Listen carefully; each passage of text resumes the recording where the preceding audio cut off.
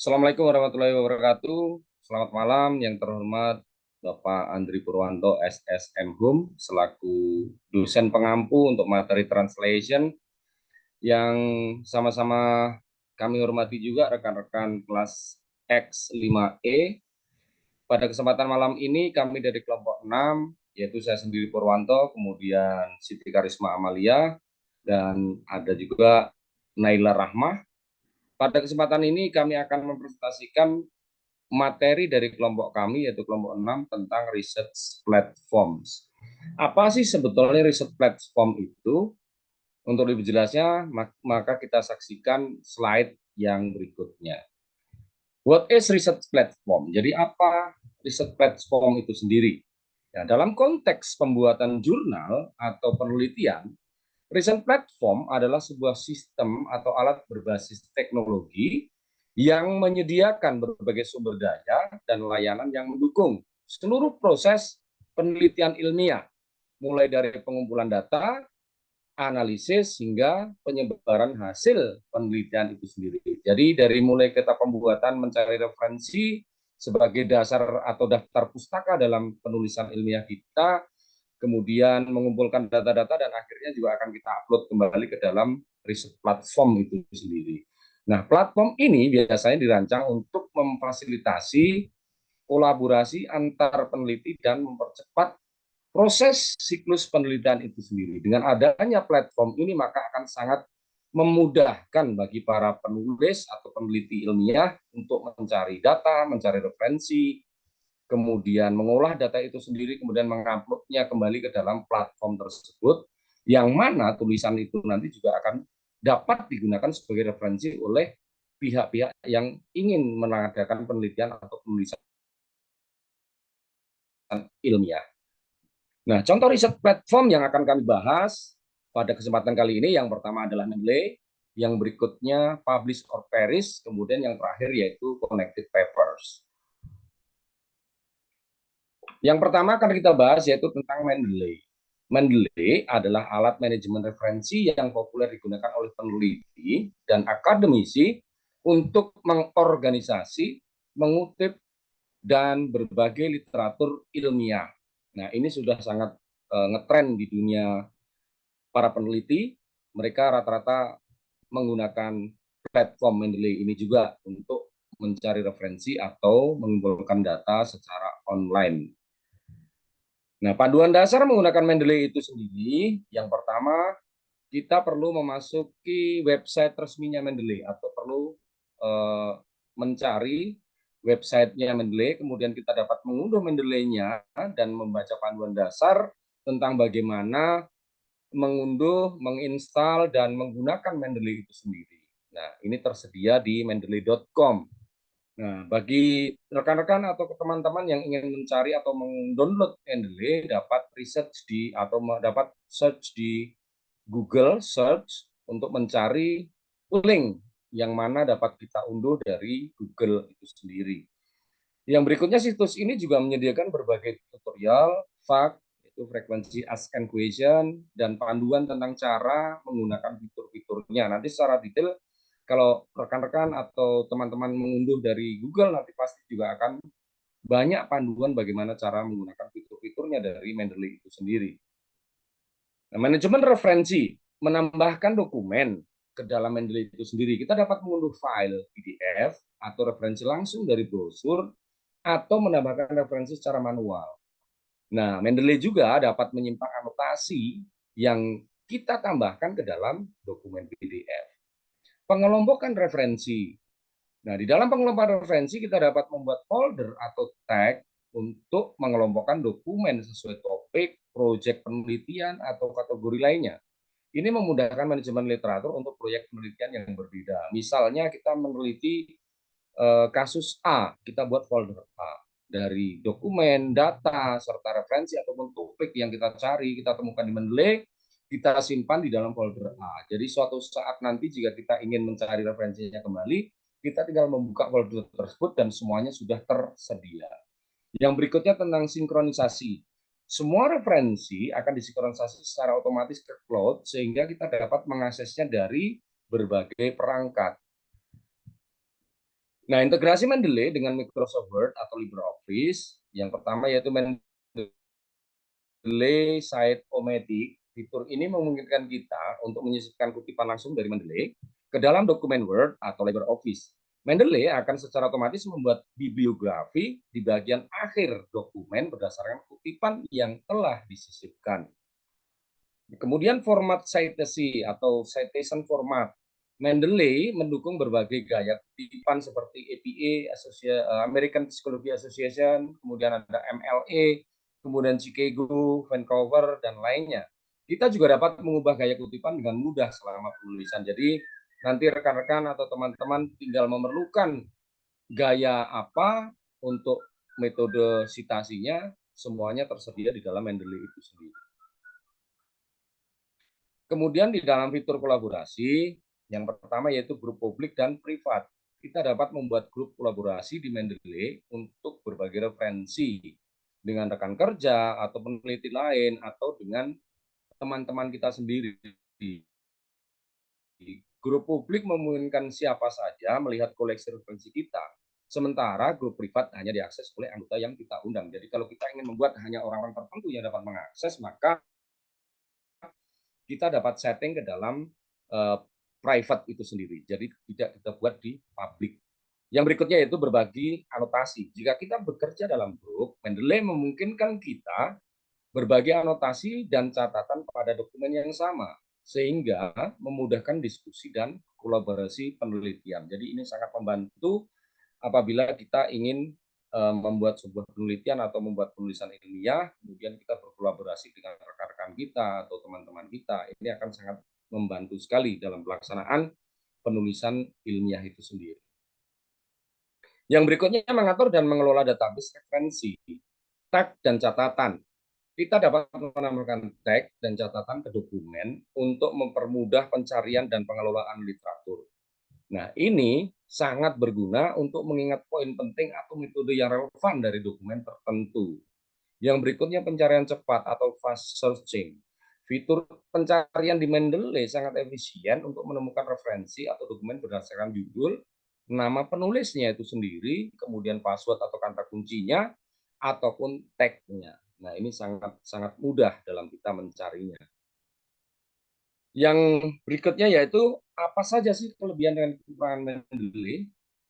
Kelebihan Mendeley yaitu yang pertama, mudah mengelola referensi dengan berbagai gaya citasi seperti yang sudah saya sebutkan di slide sebelumnya. Tinggal kita mau memakai gaya apa. Kemudian yang kedua, sinkronisasi multi perangkat, akses referensi di mana saja. Yang ketiga, penyimpanan dan analisasi PDF mempermudah peninjauan literatur. Yang keempat, fitur kolaborasi untuk berbagi referensi dalam grup. Yang kelima, integrasi dengan Word, otomatisasi, citasi, dan bibliografi.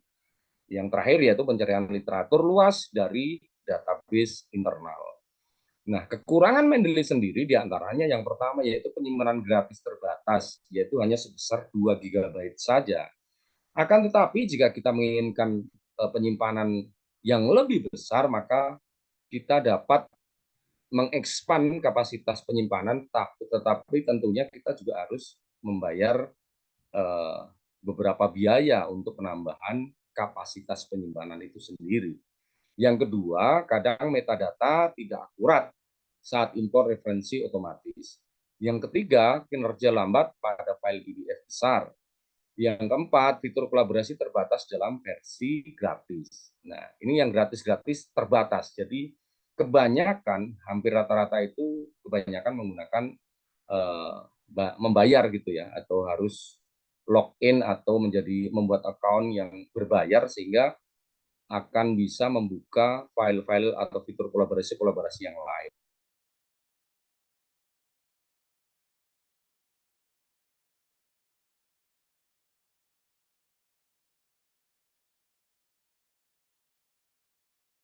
Sendiri karena yang jelas seperti digital library, website itu pasti dia akan membutuhkan koneksi internet yang lebih baik untuk mempercepat dalam sinkronisasi. Yang terakhir yaitu format referensi yang kadang kurang tepat untuk beberapa jurnal. Nah, ini juga ada di kekurangan-kekurangan yang ada di dalam Mendeley. Nah, dari kelebihan dan kekurangan Mendeley itu sendiri, maka kita bisa bagaimana caranya untuk mengantisipasi kekurangan itu sehingga kita menggunakan Mendeley itu akan lebih efektif dan efisien. Yang berikutnya yaitu platform tentang publish or perish yang akan disampaikan oleh rekan saya Naila Rahmah. Kepada saudari Naila Rahmah, silakan untuk melanjutkan presentasi berikutnya. Terima kasih. Ya, baik. Terima kasih Pak Purwanto. Di sini saya, Naila Rahma, akan melanjutkan pembahasan tentang contoh aplikasi kedua dari research platforms, yaitu Publish or Perish. Ya, ini adalah perangkat lunak yang membantu peneliti mengakses dan menganalisis kutipan ilmiah dari berbagai database untuk menilai dampak karya ilmiah. Kita dapat menggunakan perangkat ini untuk mengumpulkan berbagai data seperti H-index, G-index, jumlah kutipan, dan metrik lainnya dari karya yang diterbitkan oleh peneliti. Atau Publish or Perish ini adalah salah satu aplikasi yang bisa membantu kita untuk mendapatkan artikel dengan keyword tertentu atau dengan topik tertentu dalam jumlah yang banyak dan cenderung lebih tertata dibanding dengan Google Scholar gitu. Selanjutnya ada panduan penggunaan untuk aplikasi Publish or Perish. Jika kita ingin mengunduhnya, kita bisa langsung saja datang ke halaman website resminya Publish or Perish. Ya, di sana sudah ada berbagai tutorial dan manual pengguna gitu. Lalu selanjutnya ada sumber data dan metrik dari aplikasi ini. Yang pertama, Google Scholar. Publish or Perish mengandalkan data dari Google Scholar. Memahami bagaimana Google Scholar bekerja dan bagaimana kutipan dikalkulasi akan sangat membantu. Yang kedua ada Scopus dan Web of Science. Jika versi Publish or Perish yang kita gunakan mendukung database ini, kita dapat menggunakannya sebagai tambahan sumber data yang lebih luas. Lalu yang ketiga, ada metrik H-index dan G-index. Pelajari lebih lanjut tentang cara menghitung H-index, G-index, dan metrik lain yang terkait dengan produktivitas dan dampak ilmiah. Lalu selanjutnya, kita masuk ke kelebihan dan kekurangan dari aplikasi ini. Adapun kelebihan dari aplikasi Publish or Perish diantaranya adalah aplikasi ini sudah terakses dengan Google Scholar, yaitu mendapatkan data sitasi dari berbagai sumber, termasuk artikel, buku, dan tesis. Yang kedua, metriknya sangat beragam. Jadi aplikasi ini menyediakan metrik seperti H-index, G-index, dan lainnya. Yang ketiga, tentunya aplikasi ini gratis, ya, dapat digunakan tanpa biaya. Yang keempat, fleksibilitas pencarian. Nah, di aplikasi ini kita bisa mencari sitasi berdasarkan penulis, judul, dan lainnya, tergantung yang kita mau cari itu apa. Yang kelima, untuk mengekspor data, aplikasi ini memungkinkan ekspor data ke format seperti CSV atau Excel. Dan kelebihan yang terakhir dari aplikasi ini adalah mencakup sumber non-tradisional. Aplikasi ini menjangkau konferensi kecil atau artikel non-indeks. Lalu, adapun kekurangannya, diantaranya adalah aplikasi ini ketergantungan dengan Google Scholar. Maka datanya dapat kurang akurat atau tidak terakurasi. Lalu yang kedua, aplikasi ini kurang akurat, yaitu resiko duplikasi atau sitasi akan tidak relevan. Yang ketiga, interface sederhana, antar muka kurang modern dan intuitif. Yang keempat, tidak terintegrasi dengan jurnal besar. Jadi, hasil dari aplikasi ini mungkin tidak mencerminkan dampak dari jurnal bereputasi tinggi. Maka perlunya untuk kita mencoba atau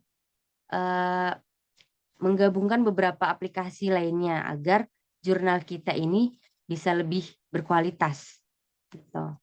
Jadi bisa digabung dengan aplikasi Mendeley atau yang selanjutnya yang akan kita bahas yaitu Connected Papers. Tuh.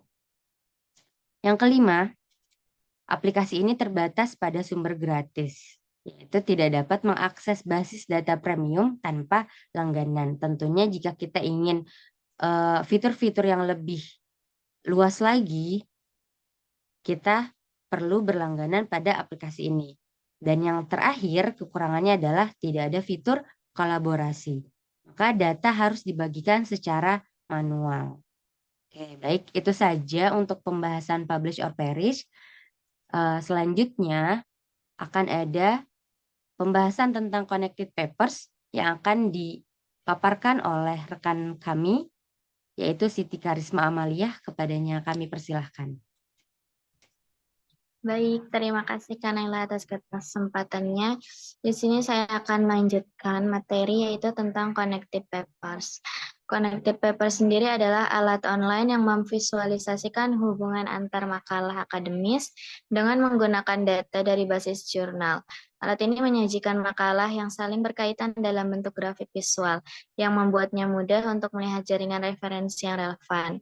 Fitur ini juga sangat membantu bagi mahasiswa yang sedang melakukan penelitian, terutama saat mencari referensi tambahan yang mungkin belum ditemukan melalui pencarian biasa. Selanjutnya yaitu adapun manfaat untuk penelitian skripsi dalam Connected Papers adalah mempercepat pencarian referensi. Connected Papers mempercepat proses pencarian referensi. Kita hanya perlu memasukkan satu makalah yang sudah kita ketahui, dan alat ini akan menampilkan jaringan makalah lain yang terkait. Dua, mempermudah pemahaman konteks. Dengan grafik visual yang ditampilkan oleh Connected Papers, kita dapat lebih mudah memahami hubungan antara satu makalah dengan yang lainnya. Hal ini dapat membantu kita melihat tren dalam topik penelitian dan menemukan celah atau aspek yang belum banyak diteliti. Tiga, menghemat waktu. Connected Papers juga membantu menghemat waktu yang biasanya dihabiskan untuk melakukan pencarian referensi secara manual. Alat ini menyajikan daftar makalah yang relevan hanya dalam beberapa detik. Adapun kelebihan dan kekurangan dari Connected Papers sendiri adalah visualisasi yang mudah dipahami, kelebihannya, dan kedua menampilkan data dalam bentuk visual yang intuitif, memudahkan kita untuk melihat hubungan antar makalah, 3, akses gratis, dan 4, alat ini dapat diakses tanpa biaya, menjadikannya pilihan tepat bagi kita yang sering terkendala dengan akses ke jurnal berbayar. 5, mempercepat penelitian, dan 6, menyajikan daftar referensi yang relevan dalam hitungan detik, menghemat waktu yang biasanya dihabiskan untuk mencari jurnal satu persatu. Dan selanjutnya, adapun kekurangan dari Connected Papers sendiri adalah keterbatasan database. Tidak semua makalah tersedia. Basis datanya mungkin tidak selengkap Google Scholar atau database kampus. Dan 2, fokus pada makalah yang terkait erat. Alat ini menampilkan makalah yang memiliki keterkaitan erat sehingga kita mungkin melewatkan makalah yang penting namun tidak langsung terkait. Adapun selanjutnya yaitu tentang kesimpulan yang akan dilanjutkan oleh Pak Purwanto, kepadanya kami persilahkan. Terima kasih. Baik, terima kasih Iris.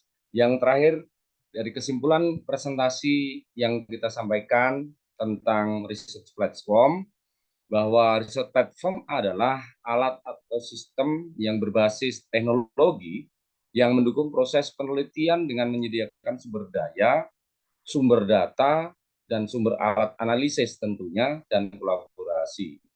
Platform ini akan sangat mempermudah bagi peneliti untuk mengakses literatur ilmiah, berbagi data, melakukan eksperimen virtual, serta mengelola proyek penelitian.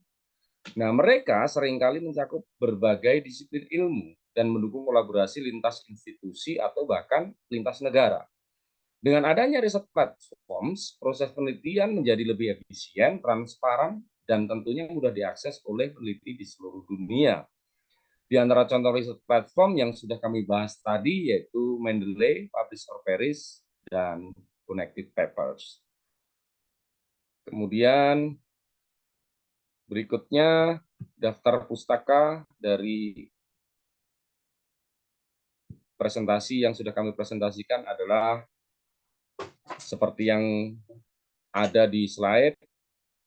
Daftar pustaka kami menggunakan 4 daftar pustaka sebagai referensi kami dalam menyampaikan presentasi tentang riset platform itu sendiri. Yang terakhir, terima kasih atas perhatiannya. Kemudian kami dari kelompok 6, yaitu saya Purwanto, kemudian Siti Karisma Amalia, dan Naila Rahmah. Mohon maaf apabila dalam penyampaian kami ada kekurangan atau kesalahan penyampaian. Maka dari kelompok 6, kami mohon maaf yang sebesar-besarnya. Sekali lagi terima kasih banyak atas perhatiannya. Wassalamualaikum warahmatullahi wabarakatuh dan selamat malam.